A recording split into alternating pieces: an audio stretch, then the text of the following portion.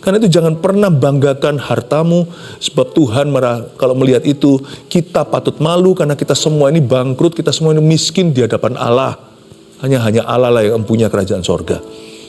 Kalau kita yang banggakan talenta kita, jauh di belakang malaikat. Malaikat lebih bertalenta, percayalah. Mau bisa nyanyi, malaikat lebih bisa nyanyi. Mau bisa ngelukis, mau bisa apa, mau bisa kreativitas segala sesuatu, kalahlah. Satu hal yang membuat Bapak bangga luar biasa melihat kita adalah kalau kita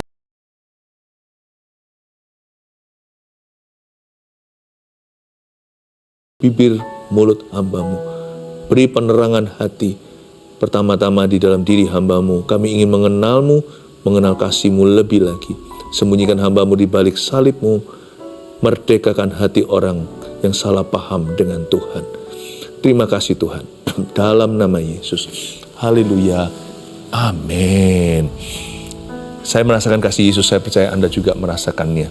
Tuhan gak kelihatan, tapi kita bisa merasakan hadiratnya. Puji Tuhan ya, sebentar lagi saya akan sampaikan firman.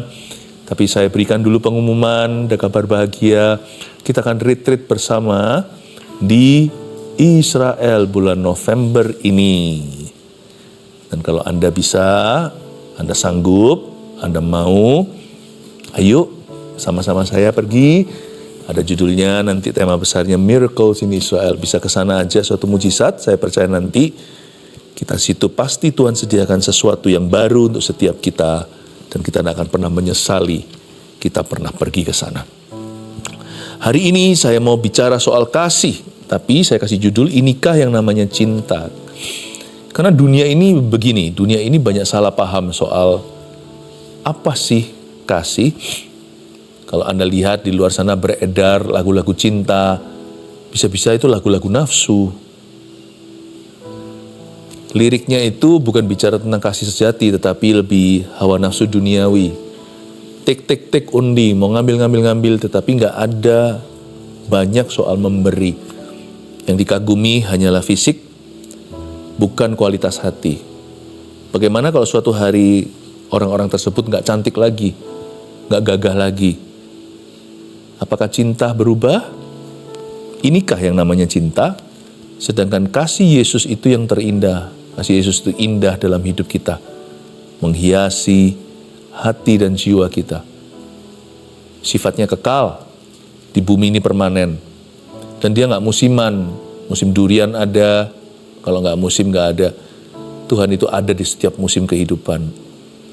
Saya ingin kita semuanya untuk melihat perikop firman yang sudah saya sediakan, yaitu di Efesus 5 ayat 1-7, 7 ayat only. Saya bacakan dulu, lalu saya jelaskan satu persatu ya. Sebab itu jadilah penurut-penurut Allah, seperti anak-anak yang kekasih.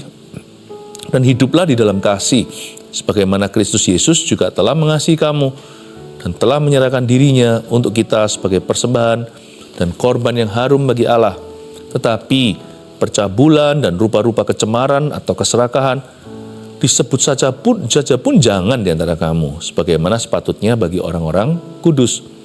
Demikian juga perkataan yang kotor, yang kosong, atau yang sembrono, karena hal-hal itu tidak pantas, tetapi sebaliknya, ucapkanlah syukur. Karena itu ingatlah ini baik-baik, tidak ada orang sundal, orang cemar, atau orang serakah, artinya penyembah berhala, yang mendapat bagian di dalam kerajaan Kristus dan Allah.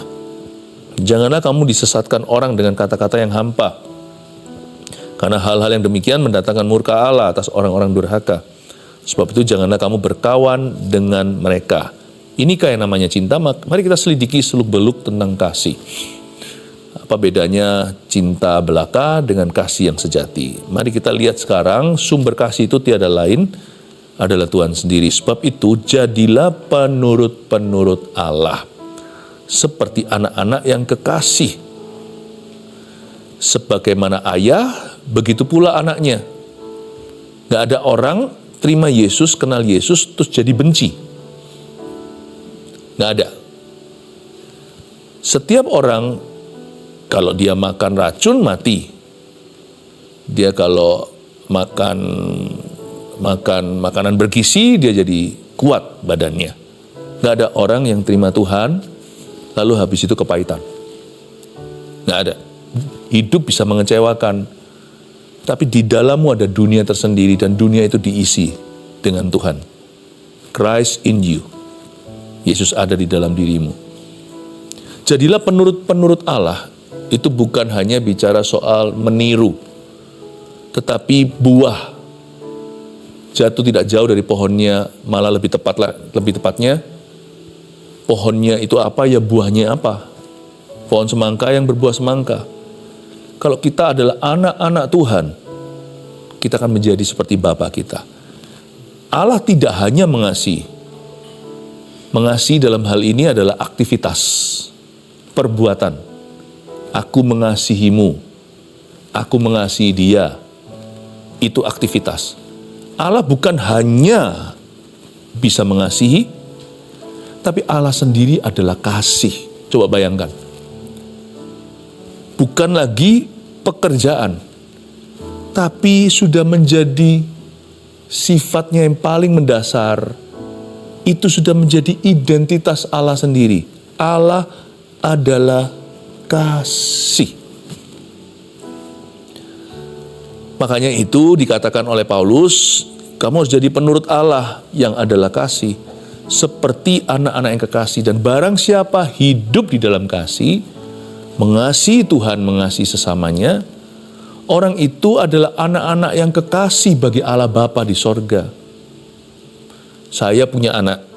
Waktu anak pertama lahir ya, saya terkagum-kagum sama ciptaan Tuhan.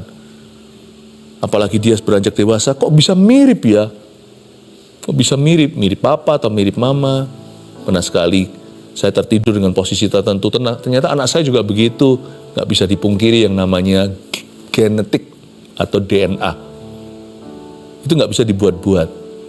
Bapak ketika melihat DNA-nya, melihat genetik, melihat hakikat, melihat nature atau melihat sifatnya di dalam diri kita, yang paling memukau Bapak adalah kasih. Karena hanya itulah setan tak punya. Malaikat-malaikat jatuh itu punya limited power atau punya kuasa terbatas. Ya, mereka dikalahkan oleh Kristus di kayu salibnya. Tapi satu hal yang tidak dimiliki oleh kuasa kegelapan adalah kasih. Dunia juga tidak punya ini. Dunia hanya punya cinta yang kaweannya atau tiruan kasih sejati. Tanpa Tuhan juga ujungnya semu itu. Makanya saya tidak terlalu bisa mengagumi lagi apa yang disebut oleh dunia sebagai cinta. Karena saya tahu itu semua semu. Ya, sebenarnya dunia ini kalau kita terus terang pikirkan, kalau kita benar-benar renungkan, nggak punya tema, nggak punya topik yang interesting, yang menarik. Semua seputar biologi, ku cinta padamu, dan semua tentang cinta-cinta manusia, yang mana itu juga oke lah. Ya, tapi tanpa Tuhan jadi tak ada makna. Sebagai orang yang sudah kenal Yesus, kenal Tuhan, saya tahu berdasarkan pengenalan dan pengetahuan saya akan kebenaran. Saya tahu yang dinyanyikan oleh dunia, dielu-elukan, itu semuanya adalah self-centered love atau kasih yang berpusat pada diri sendiri. Tanpa Kristus, tanpa Tuhan, itu semuanya hanyalah sebuah keegoisan. Jadi saya nggak terlalu bisa mengagumi apa yang dunia cari atau elu-elukan, karena saya sudah kenal Tuhan. Saya tahu cerita sebenarnya. Bahwa kasih itu sumbernya hanya Allah. Manusia itu nggak punya. Manusia itu hanya seperti bulan. Dia itu hanyalah mencerminkan. Kalau matahari sang surya tidak bersinar, itu bulan juga nggak punya cahaya. Semua dinyanyikan semuanya, yang dielukan, yang dicari, yang diagungkan, yang diperebutkan malahan. Wah, ini berebut dua laki-laki cinta satu perempuan. Nah, tema-temanya dunia kan seputar gitu-gituan. Ya, cinta segitiga, cinta apa. Ya, segala macam drama. Dunia ini dengan segala sinetronnya tidak punya tema, tidak punya topik beneran. Seputar cinta yang sifatnya insting, seperti insting hewan. Tanpa Tuhan kita nggak punya arti kehidupan. Kayak saya tahu kasih itu sumbernya hanya satu, yaitu Allah. Allah adalah kasih. Tanpa itu, kita hanya mengasihi diri sendiri, dan kalau kita nggak dapat yang kita mau, kita dikorbankan sekali-kali, maka kita akan belajar untuk mengasihani diri sendiri. No one can truly love. Nggak ada seorang pun di dunia ini bisa mengasihi. Maksimum mereka hanya tahu apa itu cinta. Cinta sebagai perasaan. Tapi kalau kita kenal Tuhan, kita terima Yesus Kristus, maka Allah tinggal di dalam kita.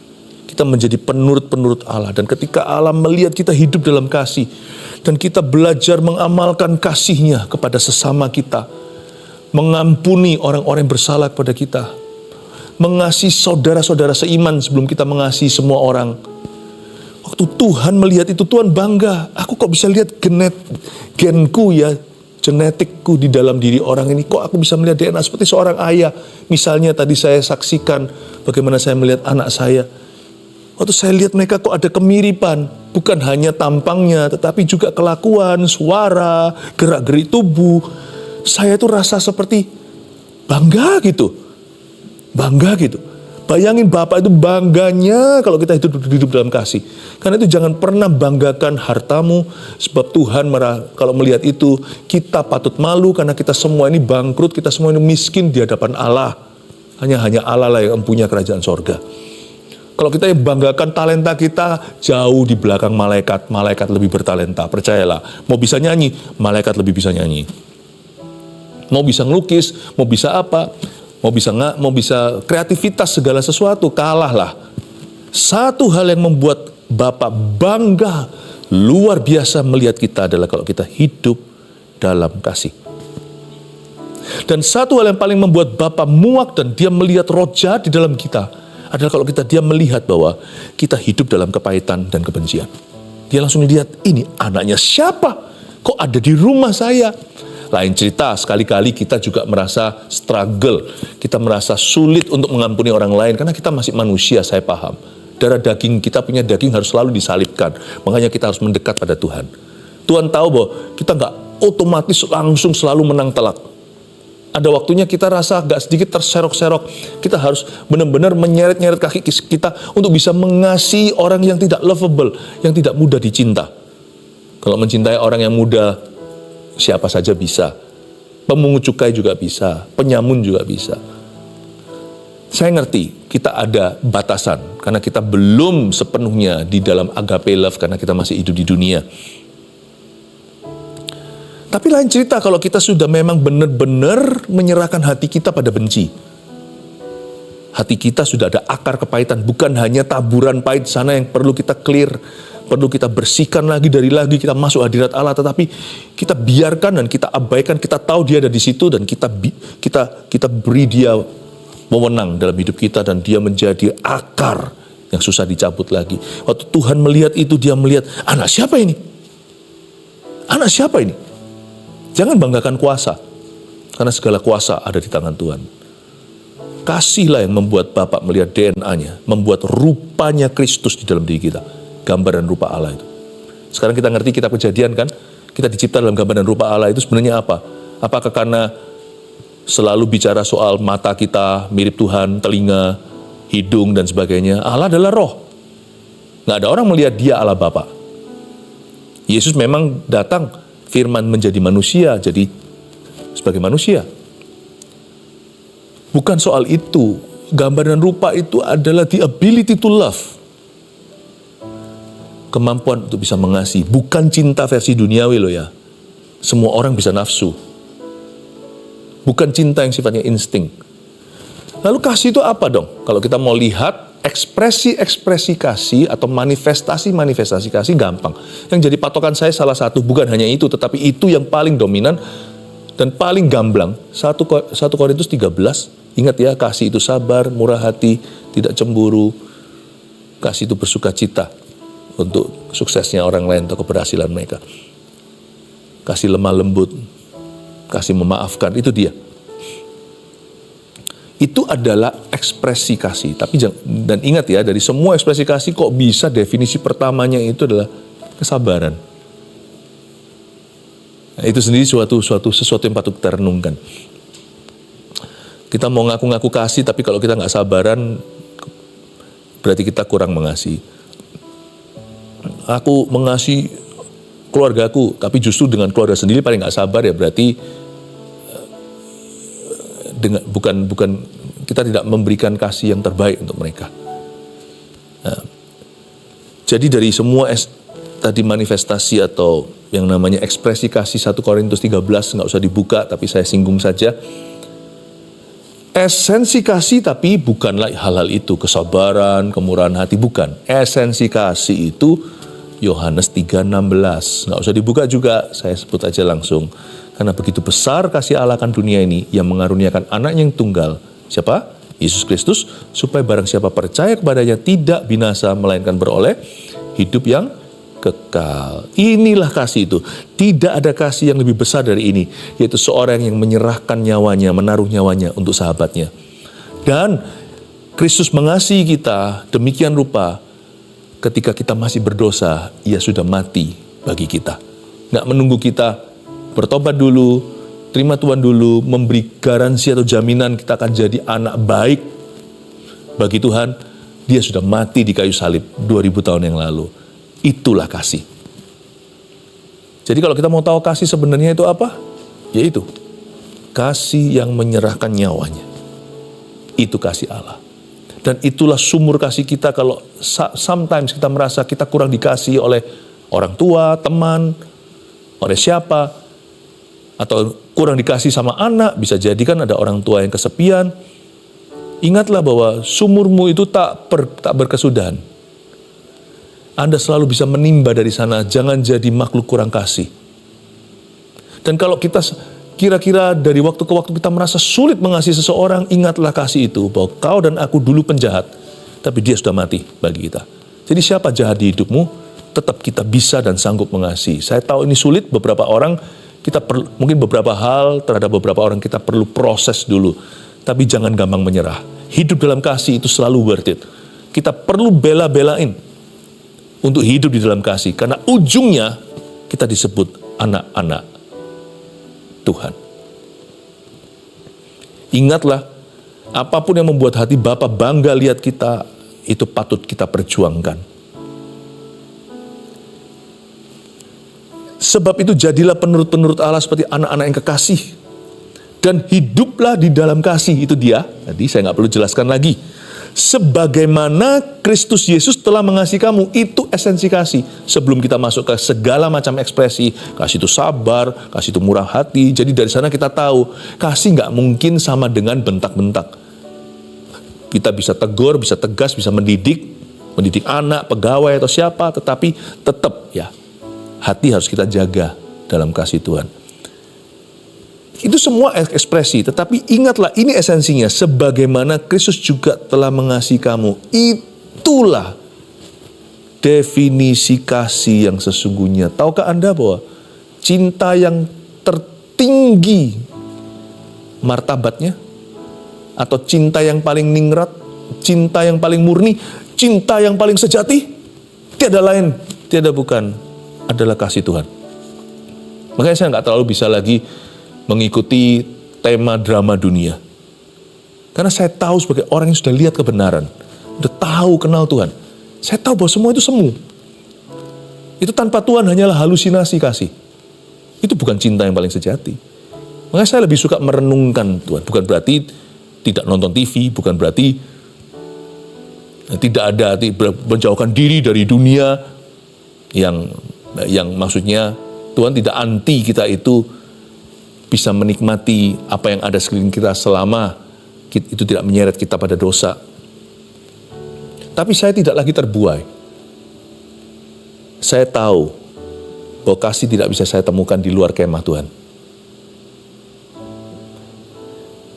Karena itu kalau kita mau benar-benar hidup kita diisi dengan kasih, mendekatlah kepada Tuhan Yesus. Kalau Anda pasti akan kecewa. Ujungnya Anda dan saya, kalau kita cari kasih di tempat yang salah, kita akan berujung garansi ini gigit jari.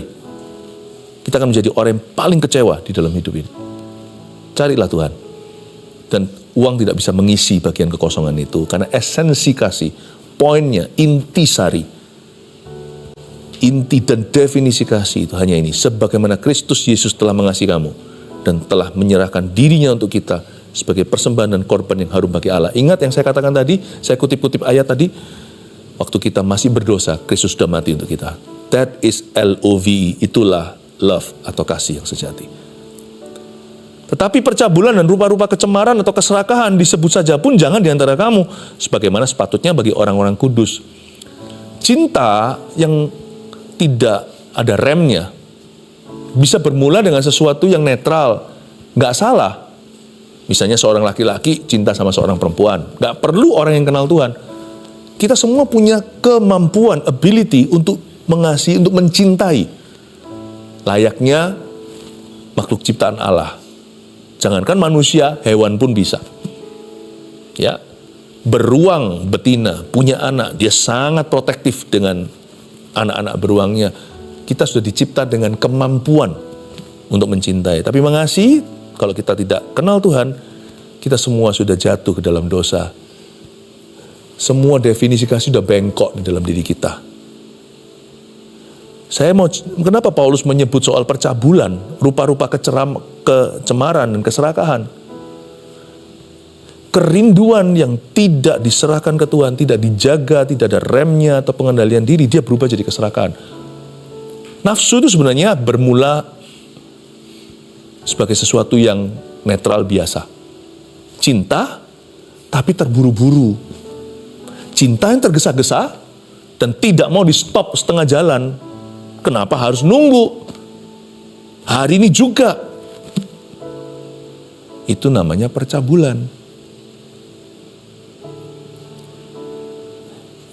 Tidak tentu sesuatu yang buruk, tetapi bukan haknya, karena Tuhan belum memberikan itu dan juga belum diberkati. Selain itu juga, buat apa tergesa-gesa? Kenali dulu, bukan secara fisiknya. Mungkin bermula dengan sesuatu yang bagus, jatuh cinta, tapi bisa berakhir di percabulan. Karena ketika cinta tidak dibawa ke arah Tuhan, dia berubah jadi nafsu duniawi. Karena itu jangan pernah turunkan standar. Jangan pernah Anda berhenti sampai di cinta. Kalau Anda pacaran, kalau di sini ada anak-anak muda yang masih berpacaran, bawa pacarmu ke Tuhan. Dan bawa hubungan ini ke Tuhan Yesus. Jangan berhenti sampai level cinta, karena itu bahaya. Itu bahaya. Bawa ke level kasih, bawa ke hadirat Allah. Komit hubungan ini kepada Tuhan Yesus dan komitmen kepada firman. Anda punya keinginan, bawa ke Tuhan. Kalau enggak, nanti kita cinta pekerjaan kita, tapi karena kita menjauhi Roh Kudus, lama-lama bukan Roh Kudus yang bekerja di dalam diri kita, tapi kedagingan. Cinta pekerjaan nggak salah, tapi lama-lama hati kita diseret jauh dari cinta kerja jadi serakah. Paham maksud saya? Kita menghargai uang yang begitu sulit kita cari, kita memperolehnya, kita tabung pelan-pelan untuk beli rumah atau untuk mengupgrade kehidupan. Lama-lama kita berhalakan, karena kita berhenti sampai cinta. Kita nggak bawa ke Tuhan Yesus. Di luar aku kamu nggak bisa berbuat apa-apa, di luar kasihku kamu bukan siapa-siapa. Harta kita bertambah, hati kita malah melekat padanya. Bermula dari menghargai jeripaya, berubah jadi cinta akan uang yang menjadi akar segala kejahatan. Never settle untuk cinta versi dunia, cinta versi manusia. Bawa ke kasih Yesus. Kalau Anda tidak bawa ke kasih Yesus, cinta sejoli pun berubah menjadi percabulan dan rupa-rupa kecemaran. Cinta, mencintai satu berkat Tuhan, it's okay yang Tuhan yang memberikan, tapi berubah menjadi keserakahan. Disebut saja pun jangan di antara kamu sebagaimana sepatutnya bagi orang-orang kudus. Sekarang kita ngerti kuncinya di mana kan? Terlebih lagi jangan pernah kau cemari cinta dengan hawa nafsu. Bermula sesuatu yang murni, sesuatu yang innocent gitu ya, sesuatu yang tulus, sesuatu yang tidak ada maksud buruk di dalamnya. Sekarang tercemar karena tidak sabar, berubah menjadi nafsu, dan hubungan itu tidak bisa lagi dipulihkan karena sudah terlalu terpuruk, terlalu hancur, dan sudah ada terlalu rusak. Sayang ya, bermula dari cinta, baik itu orang atau barang, tapi tidak membawanya ke Kristus dan berjalan dalam kasih Kristus, dalam terang Kristus, dia diseret jauh, cinta pun tercemar dengan nafsu. Jangan berhenti di sana. Ingatlah bahwa di dunia ini tidak ada kasih. Hanya di dalam Kristus ada. Kita lihat sekarang ayat 4. Demikian juga perkataan yang kotor, yang kosong, atau yang sembrono, karena hal-hal ini nggak pantas. Tetapi sebaliknya ucapkanlah syukur. Dari ayat 4 ini, untuk melengkapi ayat sebelumnya tentang percabulan, rupa-rupa kecemaran, dan keserakahan, ada juga yang bisa mencemarkan kasih, bisa menghancurkan itu dalam kehidupan Anda. Harus hati-hati dengan kuasa perkataan yang salah. Jauhi semua perbuatan-perbuatan yang mencemarkan kasih, perbuatan-perbuatan yang meruntuhkan itu, dan juga perkataan-perkataan yang bisa membuat kita cemar. Ini sudah diborong sama Paulus semuanya. Perkataan yang kotor, kosong, sembrono. Udah semuanya fitnah, gosip masuk di sana. Kepahitan, perpecahan semua ada di situ. Udah nggak bisa luput.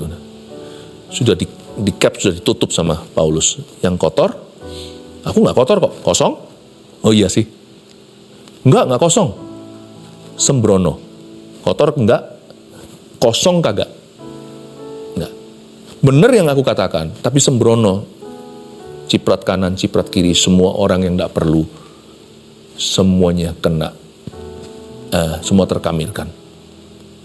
Mungkin tidak kotor, mungkin tidak kosong, mungkin ada benernya perkataan kita, tetapi sembrono, kita semprotnya, masuk semuanya. Kata-kata begini, ini paling cepat membuat yang namanya kasih itu, cairan namanya kasih di dalam roh kita itu zat dalam sekejap itu menguap. Itu paling cepat adalah lewat perkataan. Lewat perkataan itu bisa bocor, itu bukan bocor halus lagi, udah bisa bocor dengan keras di dalam diri kita. Tidak ada yang membocorkan spirit di dalam diri kita seperti perkataan-perkataan yang kotor, kosong, dan sembrono. Itu bisa membuat kita tiba-tiba dehidrasi Roh Kudus di dalam diri kita. Karena itu hati-hati gunakan mulut kita. Bukan hanya perbuatan yang patut kita waspadai, demikian pula perkataan. Perkataan adalah level paling minim, level terkecil sebuah perbuatan itu perkataan. Sebelum kita berbuat apa-apa, kata-kata kita itu pengaruh dulu. Karena itu hati-hati gunakan mulutmu dan mulutku. Karena ingatlah ini baik-baik, tidak ada orang sundal, orang cemar, orang serakah, yang artinya penyembah berhala, yang mendapat bagian di dalam kerajaan Kristus dan Allah. Artinya maksudnya, jangan kau biarkan semua yang disebut tadi itu, percabulan, rupa kecemaran dan keserakahan, perkataan kotor, kosong, dan sembrono yang bisa langsung mengosongkan hidup kita dari kasih, janganlah hal-hal itu mendapat bagian dalam hidupmu. Lalu di sini Paulus tunjukkan bagaimana hal-hal itu bisa masuk di dalam kehidupan kita. Ada agen-agen yang kita seringkali luput untuk jaga.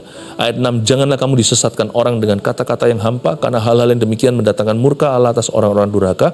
Ayat 7 inilah Paulus tunjukkan, kadang-kadang bukan melalui setan. Kadang-kadang adalah melalui pergaulan yang salah. Sebab itu janganlah kamu berkawan dengan mereka. Luar biasa. Kalau Anda mau jaga level kasih atau mau jaga yang namanya measure atau takaran kasih dalam hidupmu, Anda harus sangat selektif dengan siapa Anda bicara, dengan siapa Anda bergaul, dengan siapa Anda berkawan. Bukan berarti kita pilih-pilih orang. Kalau ladang pelayanan, jangan pilih-pilih orang. Semua orang harus kita injili.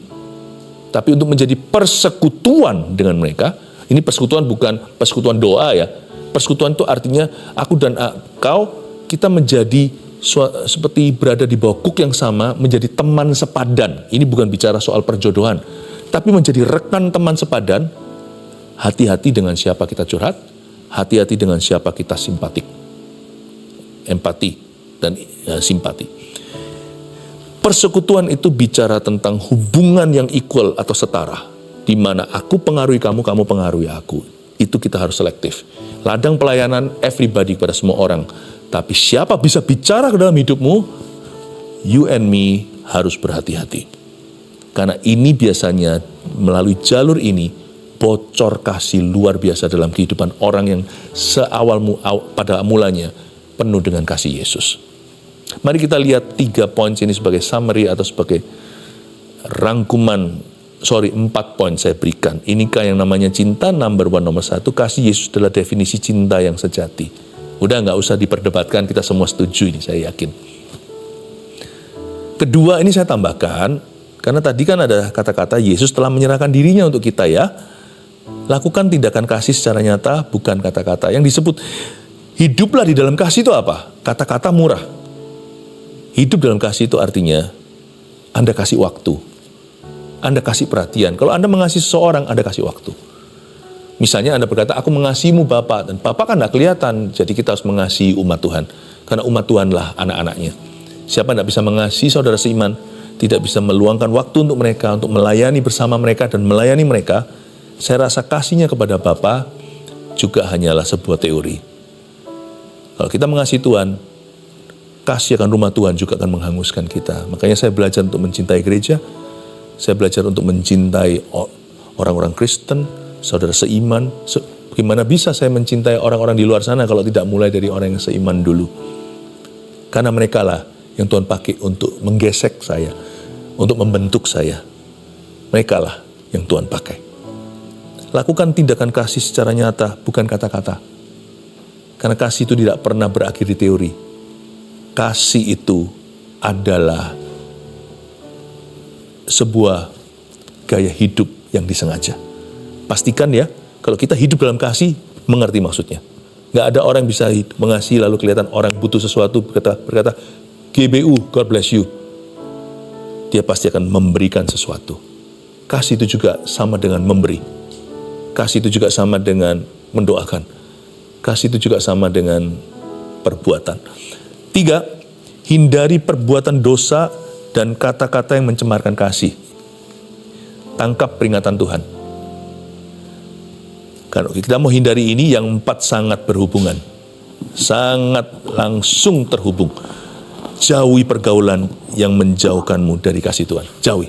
Termasuk kalau termasuk orang-orang di sekelilingmu yang mengaku Kristen pun, tapi apabila mereka toksik mulut, dan kalau mereka hatinya nggak beres, Anda tobatkan, tapi jangan sampai Anda terpengaruh. Jauhi pergaulan yang menjauhkanmu dari kasih Tuhan, karena dari situlah kebocoran kasih paling dahsyat di hidupmu. Jaga ya, karena kasih Yesus terlalu indah untuk lenyap dari hidup kita atau berkurang. Kasih Yesus paling indah di hidup kita, biar dia menghiasi hati dan jiwa kita senantiasa. Tanganmu terimalah damai sejahtera. That's right. Damai yang melampaui akal budi sampai Tuhan menjawab dalam realita mujizatmu nyata. Berkat Allah Bapa, Putra, Roh Kudus menyertaimu. Dalam nama Yesus, haleluya, amin.